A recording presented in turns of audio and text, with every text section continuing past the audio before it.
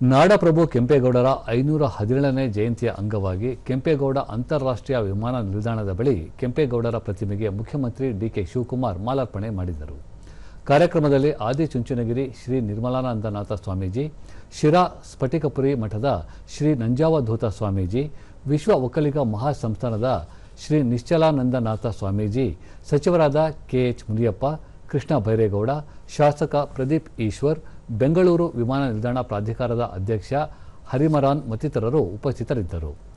ಸುದ್ದಿಗಾರರೊಂದಿಗೆ ಮುಖ್ಯಮಂತ್ರಿ ಡಿಕೆ ಶಿವಕುಮಾರ್, ಬೆಂಗಳೂರು ಅಂತಾರಾಷ್ಟ್ರೀಯ ಮಟ್ಟದಲ್ಲಿ ಗುರುತಿಸಿಕೊಳ್ಳುವಂತಾಗಲು ಕೆಂಪೇಗೌಡರ ಕೊಡುಗೆ ಅಪಾರ.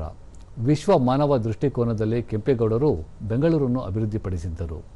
ಉದ್ಯಾನ ನಗರಿ ಎಂದೇ ಗುರುತಿಸಿಕೊಂಡಿದ್ದ ಬೆಂಗಳೂರಿನಲ್ಲಿ ಮುಂದಿನ ದಿನಗಳಲ್ಲಿ ಅರಣ್ಯ ಪ್ರದೇಶಕ್ಕೆ ಸೇರಿದ ಸ್ಥಳಗಳನ್ನು ಪಾರ್ಕ್ಗಳಾಗಿ ಪರಿವರ್ತಿಸಲು ಸರ್ಕಾರ ಆದೇಶಿಸಿದೆ ಎಂದರು. ಮುಂದಿನ ವರ್ಷದಿಂದ ಪ್ರತಿ ವರ್ಷ ಬೆಂಗಳೂರಿನ ಒಂದೊಂದು ಕ್ಷೇತ್ರದಲ್ಲಿ ಕೆಂಪೇಗೌಡ ಜಯಂತಿಯನ್ನು ಆಚರಿಸಲಾಗುವುದು. ಅದೇ ರೀತಿ ರಾಜ್ಯಾದ್ಯಂತ ಕೆಂಪೇಗೌಡ ಜಯಂತಿಯನ್ನು ವಿಜೃಂಭಣೆಯಿಂದ ಆಚರಿಸಲು ಸರ್ಕಾರ ತೀರ್ಮಾನಿಸಿದೆ ಎಂದು ತಿಳಿಸಿದರು.